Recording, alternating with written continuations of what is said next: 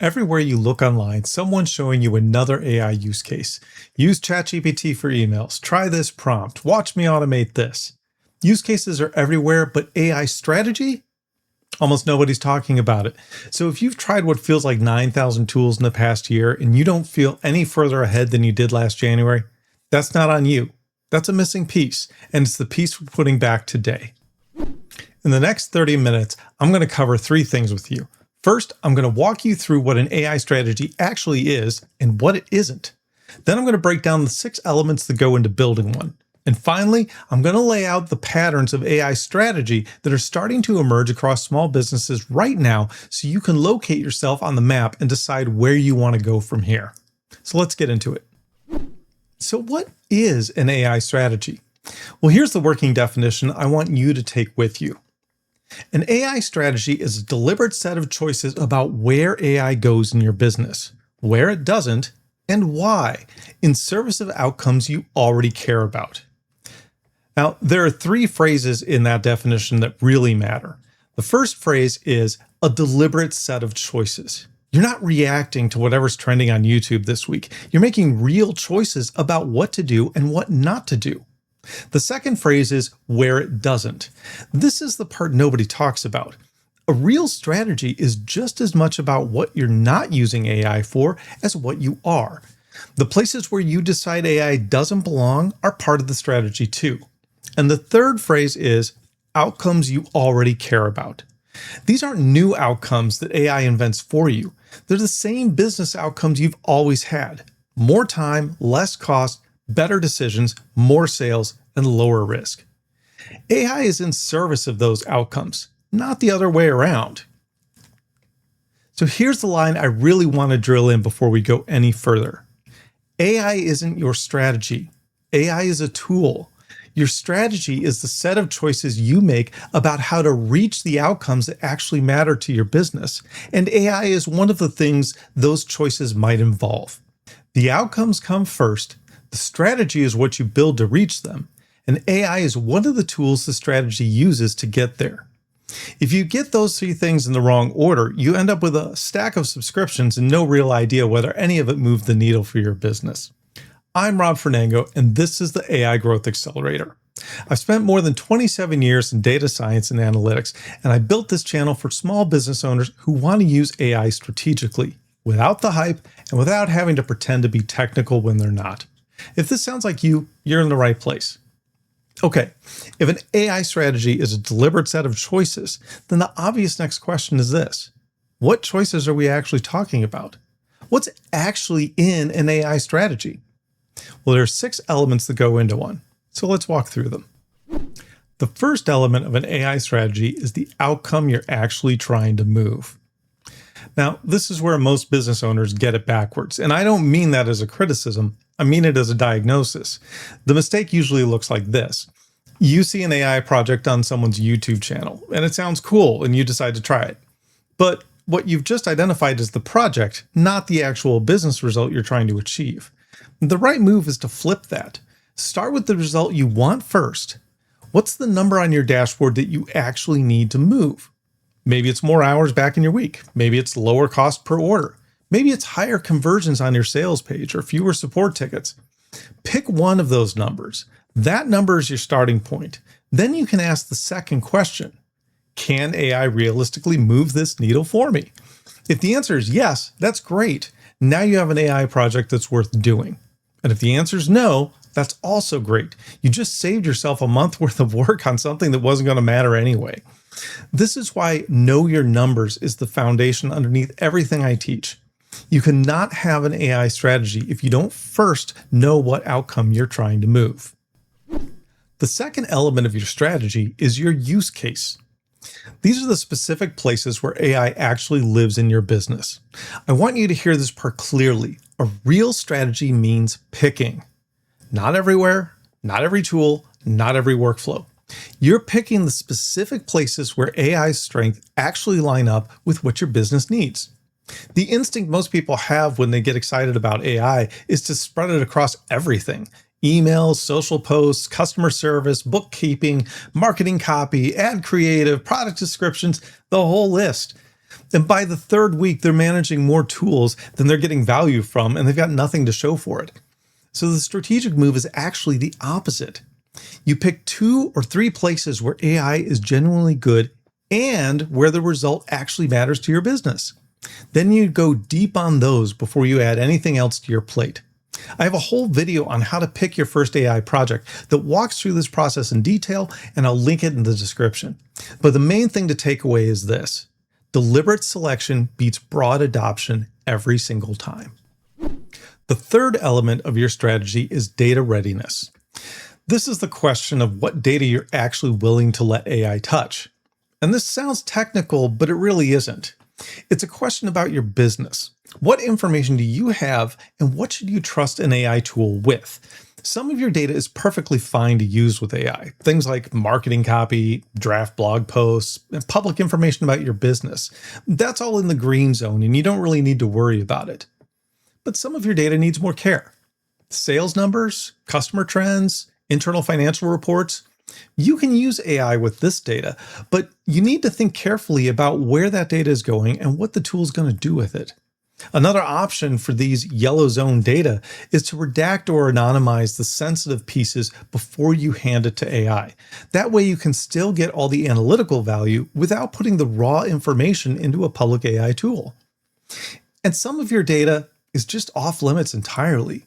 Customer credit card numbers, social security numbers, signed contracts with confidentiality clauses, employee records, all of that's in the red zone. And the rule for the red zone data is simple. That data does not go into an AI, period. This is what I call the traffic light rule. Red, yellow, and green tiers for what AI is allowed to see in your business. I have a full video and a guide on the traffic light rule, and both of those are going to be linked below. But the strategic point here is simple. If you haven't decided in advance what data is on the table, you're going to end up making that decision in the moment, under pressure. And it's easy to make the wrong call when you're rushing. The fourth element of your strategy is guardrails. Now, the previous element was about what data goes into AI. This one is about what you do with the answers AI gives you back. AI is confidently wrong sometimes. That's not a bug, it's the nature of the technology. So part of your strategy has to be answering this question. How are you checking AI's output before it leaves your hands? Now, this is where I use a framework called the 4 S's. The 4 S's stand for show, spot check, sample test, and sanity check. The first S is show. That means making AI show its work. Don't just take the answer it gives you. Ask the AI how it arrived at that answer. The second S is spot check. That means pulling out the specific facts or numbers that the AI gives you and verifying them yourself. The old rule applies here: trust, but verify. The third S is sample test.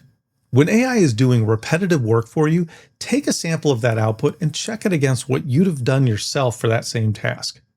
And the fourth S is sanity check. Does the answer match what you already know about your business and your customers? If it doesn't match, you need to find out why before you act on it. I have a full video on the 4 S's, and I'll link to that in the description below.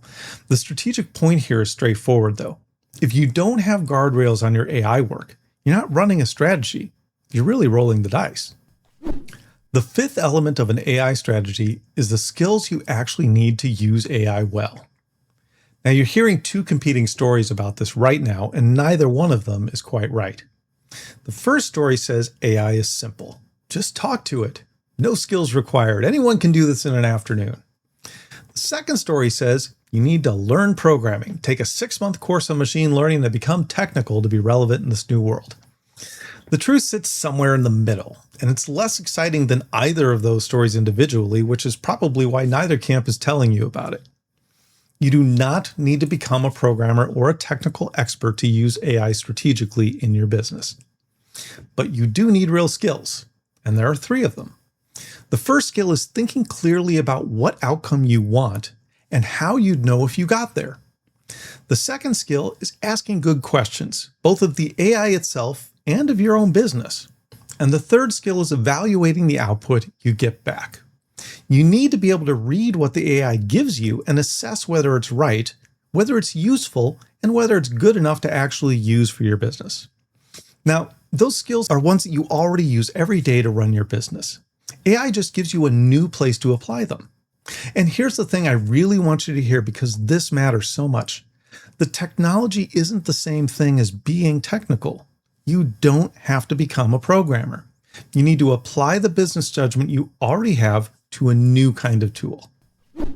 The sixth element of an AI strategy is the one almost everyone skips: measure and revisit. Here's the trap that most people fall into. You set up an AI workflow that works. It saves you time. You're thrilled with it. So you move on to other things and you stop thinking about it. Then 6 months later, the AI tool you're using releases an update.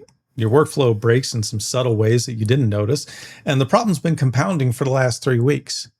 Or your business itself has changed, and the workflow you built is now solving last year's problem instead of this year's. The truth is that set it and forget it as an AI strategy doesn't really work that well. Your AI work needs a review cadence. Monthly, quarterly, whatever frequency fits your business. The exact frequency matters less than the fact that you have it on the calendar at all. And there are 2 questions that you need to ask yourself at every review. The first question is whether the workflow is still moving the outcome you built it for. If it is, great, keep going. If it isn't, you need to either fix it or kill it. The second question is whether the underlying AI model or tool has changed since you first built the workflow. Because models do change. And when they change, they tend to break things. And by break things, I usually don't mean that the workflow stops working. The workflow itself keeps running just fine. What I mean is that the quality of the output can get quietly worse over time. A prompt that produced great results 6 months ago can produce subtly less useful results today after the underlying model gets updated. Maybe the formatting is slightly different now. Maybe the model's missing context it used to catch. Maybe the answers are just less specific than they used to be.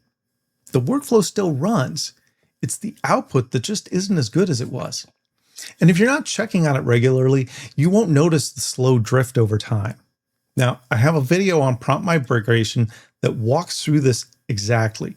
What to do when AI models update and break your workflows. That one is linked in the description below. So those are the 6 elements of an AI strategy. And I want to give a quick pause here before we get into the second half of the video. If this is making sense and you want more of it, practical AI strategy work for small business instead of the hype, let me ask 2 quick things of you. First, hit subscribe. This is the kind of content I make every week, and the channel grows when you decide to come back for more of it. And second, if you're sitting there thinking, okay, but where am I in all of this right now? I built something for exactly that question.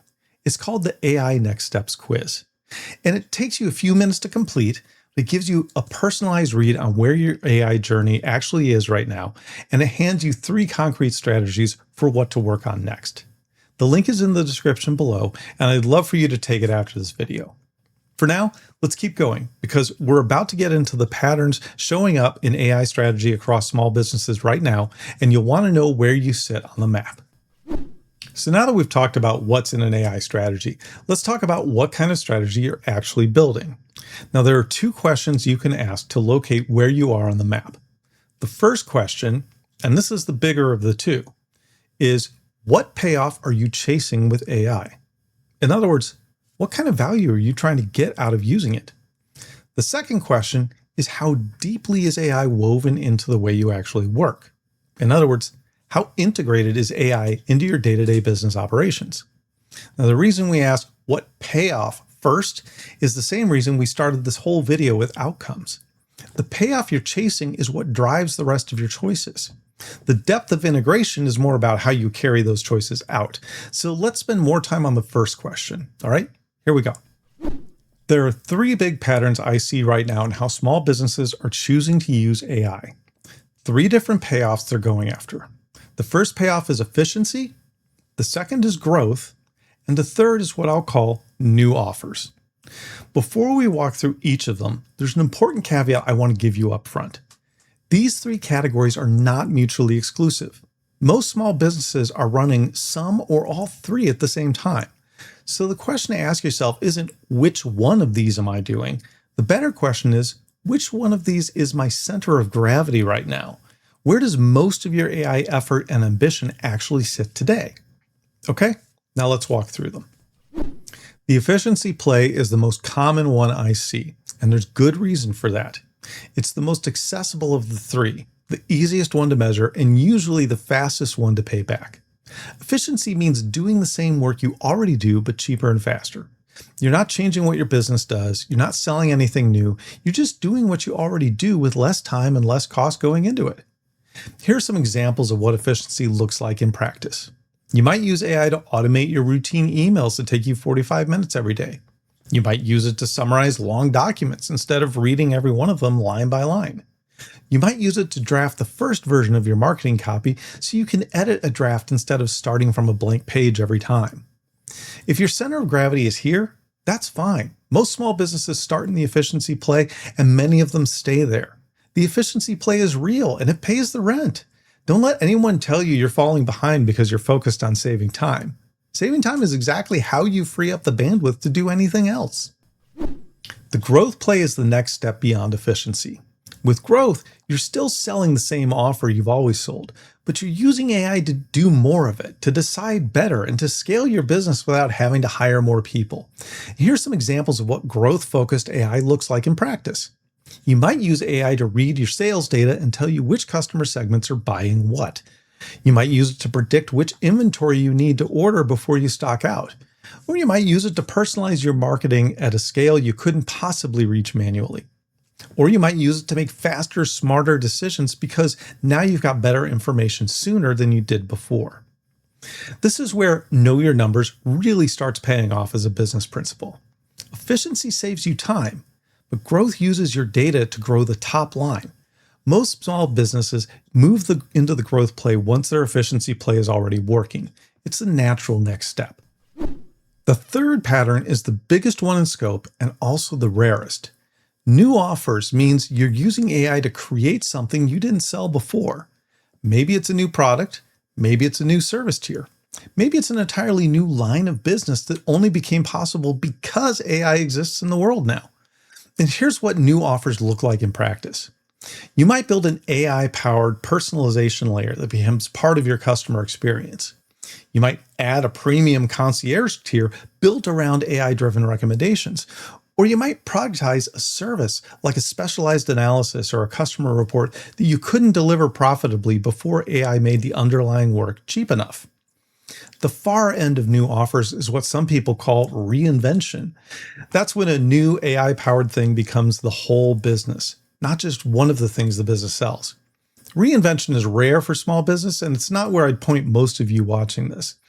But the milder version of new offers, adding one new AI-enabled offer to what you already sell, is very real, it's doable, and it's where some of the most interesting strategy work is happening in small business right now. Now watch this part closely, because I want you to see why these three patterns are real categories and not just labels we're slapping on top of things. Let's take one example, AI-powered customer support. This is one specific activity that lots of small businesses are setting up right now. But that same activity can serve three completely different strategies depending entirely on what you're chasing. Let's say you set up an AI chatbot to deflect tickets and cut your response time and your support cost. In that case, what you're doing is the efficiency play. The support is the same as before, you're just delivering it cheaper. Now imagine you set up that exact same AI chatbot to provide 24/7 availability and a better customer experience that drives retention and lets you serve more customers without having to hire more support staff. In that case, you're running the growth play. The offer is the same as before, you're just reaching more people with it. And finally, imagine your AI support becomes good enough that you can sell it as a premium concierge tier on top of your existing service. Or it becomes an upsell channel that recommends products to customers inside the conversation itself. In that case, you're running the new offers play. You're now selling something you weren't selling before. And in all three cases, the activity is exactly the same. But the strategies behind that activity are completely different. The strategy isn't in the tool. The strategy is in the purpose. This is the lesson I want you to take with you from this whole section. Stop categorizing AI by function. AI for support, AI for marketing, AI for the books. That's the tool-first mindset, and it's exactly what keeps people collecting tools without ever building a real strategy.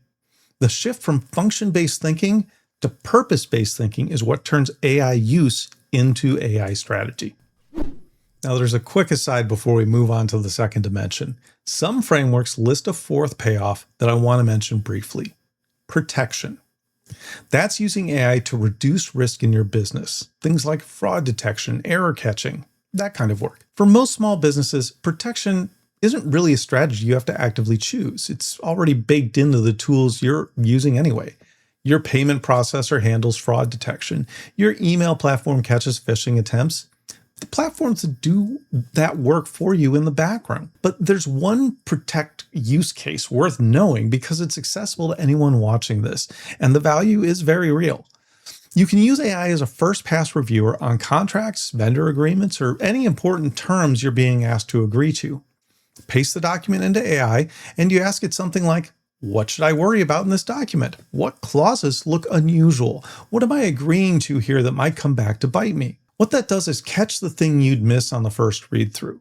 We've all done it before. You sign something and 3 months later you discover a clause that was right there in the document that you didn't notice the first time around. Big honest caveat though, and I want to be clear about this, AI as a contract reviewer is a first take, not a replacement for due diligence. You still need to read the contract yourself. You still need to have a lawyer look at anything that actually matters. AI is just a second set of eyes for you. It's not the decision maker, and it's not your attorney. Now, let's get back to the main thread. So that's the first dimension, what payoff you're chasing with AI. The second dimension is independent of the first one. It isn't about what payoff you're after. It's about how deeply you've integrated AI into the way you actually work day to day. There are 3 positions on this dimension. The cautious position is where most small businesses are sitting right now. You're using a few AI tools occasionally whenever a specific task comes up that calls for one. AI is helpful in your business, but it isn't central to how the business runs day to day. And I want to say this clearly, there's nothing wrong with the cautious position. Many successful AI strategies live in the cautious position and they stay there. And if your business is running well and you've got the efficiency wins that actually matter for you, and you don't have a clear reason to push deeper into AI integration, then don't push deeper. The cautious position is a legitimate destination on this map. It's not just a starting point that you're supposed to grow out of. The Augmentor position is where AI is built directly into your regular workflow. You and AI work together every day on the work that matters most. AI does the first drafts, the summaries, and the analyses. You make the calls, you make the edits, and you make the decisions. This is the practical sweet spot for most small businesses. This is where real productivity gains live. And critically, you're still the one running the business in the Augmentor position. AI is just augmenting your judgment. It's not replacing it.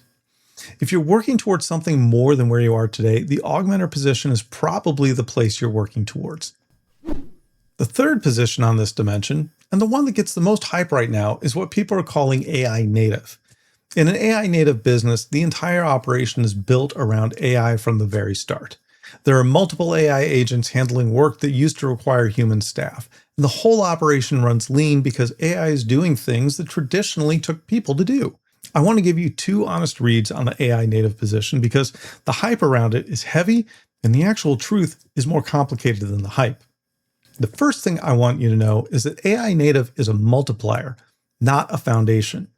If your business model is solid, then going AI native lets you run lean and move fast. But if your business model is shaky, then going AI native just lets you fail faster and cheaper than you would have failed before. AI doesn't fix a bad offer. It just amplifies what's underneath it. The second thing I want you to know about the case studies you've probably seen, the splashy ones, the one-person companies and the solo founders running $1 million businesses with no employees. Almost all of those people are technical software founders. They were programmers before AI came along, and AI made it easier for them to build software. They don't map cleanly onto coaches or consultants or retail businesses, e-commerce businesses, or service businesses, which is most of who's watching this video. So for a typical small business like yours, the jury's still out on whether AI native is even the right destination at all. AI native is the frontier. It's worth knowing about, but it's not the finish line that everyone needs to cross. So now you've got 2 questions to ask about your own AI strategy. The first question is, what payoff are you chasing?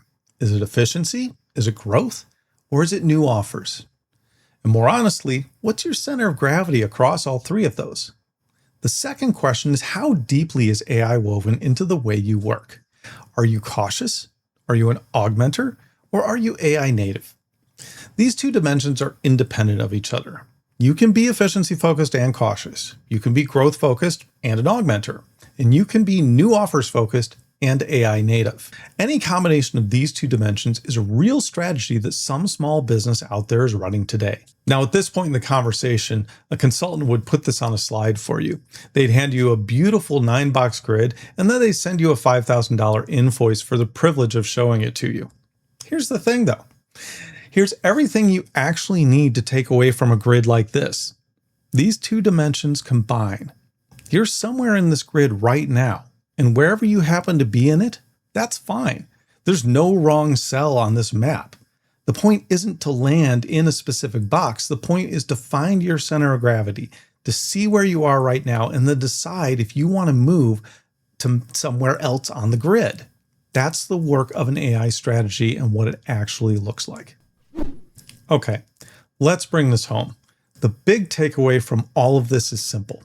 Strategy is the choices, not the tools.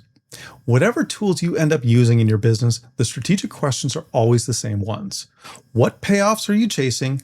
And how deeply do you want AI woven into your work? And what's the outcome you're actually trying to move? So here's a quick recap of what's in an AI strategy. There are 6 elements you need to think about. Those 6 elements are outcomes, use cases, data readiness, guardrails, skills, and measure and revisit. And then there are 2 questions that you need to ask yourself to locate that strategy on the map. What payoffs are you chasing, and how deeply is AI woven into the way that you think? Now, here's one thing I want you to do with this video this week. Pick whichever one of the 6 elements felt weakest to you as I was describing it. That's where your strategy work needs to start. And if you want help figuring out where you currently sit across all of this, go take the AI Next Steps quiz. The link is in the description below. It just takes 2 minutes to complete, and it gives you a personalized read on your AI journey. And it hands you 3 concrete next steps you can work on. If this video was useful to you and your natural next step is to watch my video on picking your first AI project, that video is the direct follow-up to this one. So once you know what payoff you're chasing, that video walks through exactly how to pick the specific first project to go work on. It's linked below as well. I'm Rob Fernango. This is the AI Growth Accelerator. Thanks for watching, and I'll see you in the next video.